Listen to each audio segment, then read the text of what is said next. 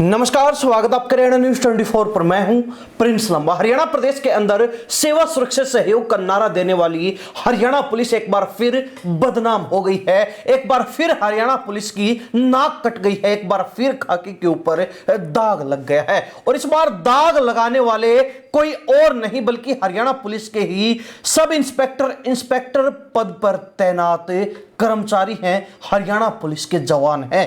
Haryana police के अंदर DGP office है जो लगातार यह प्रयास कर रहे हैं कि कैसे हरियाणा पुलिस की छवि को सुधारा जाए, लेकिन वो ये भूल जाते हैं कि पुलिस महकमे के अंदर जो लोग काम कर रहे हैं उनका सिर्फ एक ही नारा है, चमड़ी चली जाए पर दमड़ी ना जाए। यानी कि नौकरी कल जाती आज चली जाए लेकिन पैसा हाथ से नहीं जाना चाहिए। और इसी पथ पर काम करते हुए लगातार आए दिन एक के बाद एक पुलिस वाले एंटी करप्शन ब्यूरो के द्वारा, स्टेट विजिलेंस की टीमों के द्वारा छापे मार मार कर दबोचे जा रहे हैं, पकड़े जा रहे हैं। और इसी बीच एक और बड़ा मामला, एक और हरियाणा पुलिस का बड़ा कांड फरीदाबाद जिले से सामने आया है, जहां एक सब इंस्पेक्टर और इंस्पेक्टर को इसलिए सस्पेंड और टर्मिनेट कर दिया गया क्योंकि वो बड़ा कांड कर रहे थे। अब क्या कुछ जो है इन पुलिस वालों ने मिलकर कांड किया है वो आपको विस्तार से बताते हैं। आपको ध्यान होगा कि कुछ दिन पहले फरीदाबाद जिले के धोज थाने में एसीबी के द्वारा रेड डाली गई थी, जहां पर एक सब इंस्पेक्टर को 1.5 लाख रुपए के लगभग रिश्वत लेते हुए गिरफ्तार किया गया था। अब उसी सब इंस्पेक्टर को टर्मिनेट यानी कि नौकरी से बर्खास्त कर दिया है। वो सब इंस्पेक्टर नौकरी से हाथ धो बैठा है। अब वो कभी खाकी पहनने के लायक नहीं छोड़ा गया, नहीं बचा है। ऐसा क्यों किया गया वो आपको बताते हैं। कुरुक्षेत्र के प्रोफेसर कॉलोनी निवासी मनोज कुमार, जो Nexa GPS and product OPC private limited के मालिक हैं, ने अंबाला एंटी करप्शन ब्यूरो को शिकायत देकर बताया था कि उनकी कंपनी नवंबर 2023 से वाहनों में जीपीएस लगाने का काम कर रही है। 8 सितंबर 2025 को धोज गांव निवासी राहुल द्वारा उनके खिलाफ शिकायत दर्ज करवाई गई थी धोखाधड़ी की, जिसके आधार पर उनकी कंपनी के कर्मचारी नफीस को पुलिस ने गिरफ्तार कर लिया था। मनोज कुमार ने आरोप लगाया है कि इस दौरान धोज थाना इंचार्ज नरेश कुमार ने उन पर दबाव डालकर महिला कर्मचारियों को गिरफ्तार कराने की धमकी देकर 15 लाख रुपए की रिश्वत मांगी थी। 15 लाख रुपए की रिश्वत की मांग की थी, यानी कि 1 लाख, 2 लाख, 4 या 5 लाख नहीं, पूरे 15 लाख। 15 लाख में कितने नोट होते हैं, कितनी गड्डियां, कितने नोटों के बंडल बनते हैं, यह आप भली बातें जानते हैं। मजबूरी में उसे वृंदावन स्थित अपना प्लॉट बेचना पड़ा और पत्नी के गहने बैंक में गिरवी रखने पड़े। उन्होंने बताया कि नरेश कुमार को 15 लाख व एसआई सुमित कुमार को करीब 1 लाख रुपए रिश्वत के देने पड़े थे, तब जाकर वो अपने कंपनी में काम करने वाली महिला कर्मचारियों की गिरफ्तारी को रोक पाए थे, क्योंकि उनको यह डर दिखाया गया था कि उनकी कंपनी की महिला कर्मचारियों को पुलिस गिरफ्तार कर लेगी अगर 15 लाख रुपए की रिश्वत नहीं दी गई। शिकायत के आधार पर कार्रवाई करते हुए एंटी करप्शन ब्यूरो की टीम ने शुक्रवार को धोज के यश फार्म हाउस के पास एसआई सुमित कुमार को 1.5 लाख रुपए की रिश्वत के साथ रंगे हाथ गिरफ्तार किया था। गिरफ्तारी के बाद उस एसआई को कोर्ट में पेश किया गया, जहां से उसे 14 दिन की न्यायिक हिरासत में नीम का जेल भेज दिया गया था, यानी कि 14 दिन के लिए जेल की हवा खिलाने के लिए भेज दिया गया था। लेकिन इस मामले में मोड़ उस समय आया जब पता चला कि रिश्वत लेने वाले इस मामले में, रिश्वत के इस कांड के अंदर अकेला एसआई ही शामिल नहीं है, बल्कि धोज थाना प्रभारी भी इस पूरे कांड में सम्मिलित है, संलिप्त है।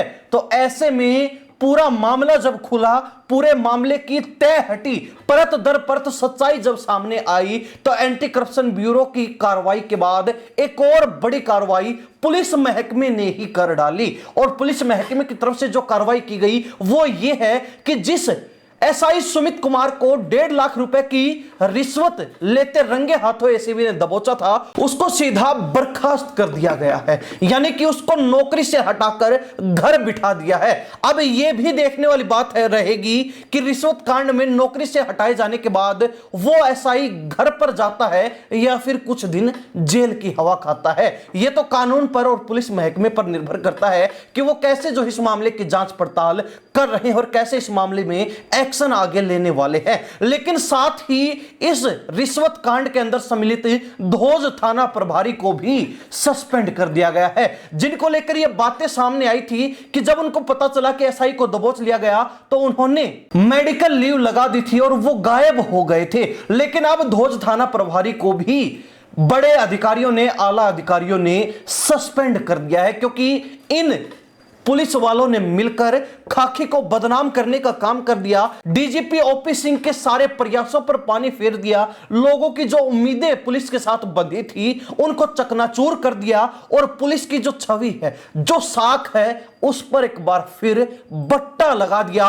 उस साख को पूरी तरीके से चौपट कर दिया, बर्बाद कर दिया। अब यहीं से अंदाजा लगाया जा सकता है कि एक थाने के अंदर दो पुलिस वाले मिलकर किसी व्यक्ति से 15-15 लाख रुपए की डिमांड कर बैठते हैं, किसी व्यक्ति से 15-15 लाख की रिश्वत मांग बैठते हैं और पुलिस के जो अधिकारी हैं वो कुंभकर्णी नींद सोए हुए हैं। उनको यह पता ही नहीं है कि बड़े अधिकारियों के अंडर में आने वाले जो इलाके हैं, उनके अंडर में आने वाले जो थाने और चौकियां हैं, उनके अंदर आखिर चल क्या रहा है, उनके अंदर जो पुलिसकर्मी तैनात हैं वो कर क्या रहे हैं, वो किसी पीड़ित को न्याय दे भी रहे हैं या फिर पीड़ितों की जेब पर डाका डाल रहे हैं। यानी कि यह तो वो बात हो गई कि हाथी के दांत दिखाने के कुछ और होते हैं और खाने के कुछ और होते हैं, क्योंकि डीजीपी ओपी सिंह लगातार हरियाणा प्रदेश की जनता के बीच यह भरोसा कायम करने में लगे हैं कि हरियाणा पुलिस जो है अब सुधर रही है, हरियाणा पुलिस जो है रास्ते पर आ रही है,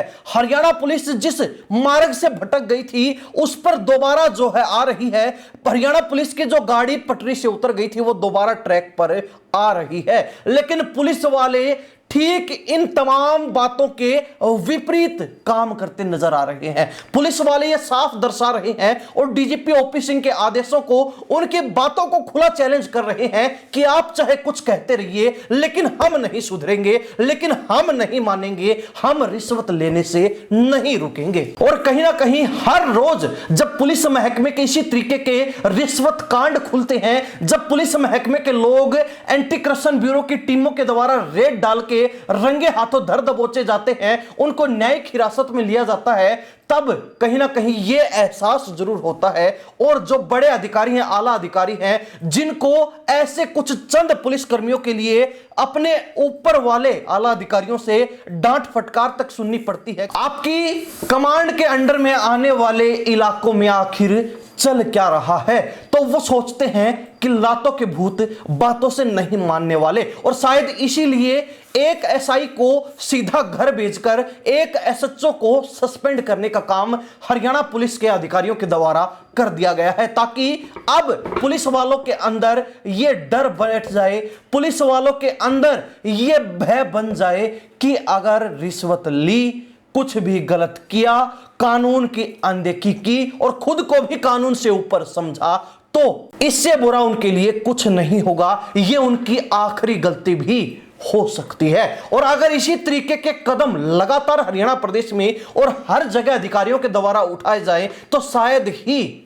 जो आम लोग पुलिस महकमे की कल्पना करते हैं, पुलिस महकमा वैसा ही हो जाए, पुलिस महकमा उसी रास्ते पर आ जाए, उसी लाइन पर आ जाए और पुलिस महकमे का व्यवहार आम लोगों के प्रति, पुलिस वालों का नजरिया आम लोगों के प्रति सुधर जाए, बदल जाए। लेकिन यह मात्र कल्पना है और कल्पनाएं कहां हकीकत बनती हैं। हालांकि डीजीपी ओपी सिंह लगातार इन कल्पनाओं को हकीकत बनाने में जुटे हुए हैं, लेकिन कहां गंगू तेली और कहां राजा भोज, कहां जो है डीजीपी ओपी सिंह की वो अच्छी अच्छी, वो प्यारी प्यारी, वो जनता के प्रति उनका झुकाव, वो आम लोगों के प्रति उनका बड़प्पन, और कहां पुलिस वालों के बड़े बड़े कांड, कहां पुलिस वालों की काली करतूतें, कहां पुलिस वालों के बड़े बड़े कारनामे, दोनों जो है अलग अलग हैं। डीजीपी की बातें राजा भोज जैसी हैं और पुलिस वालों के कांड और कारनामे गंगू तेली के जैसे हैं। यानी कि यहां से यह तो स्पष्ट हो जाता है कि पुलिस वाले डीजीपी के आंखों में धूल झोंकने का काम कर रहे हैं,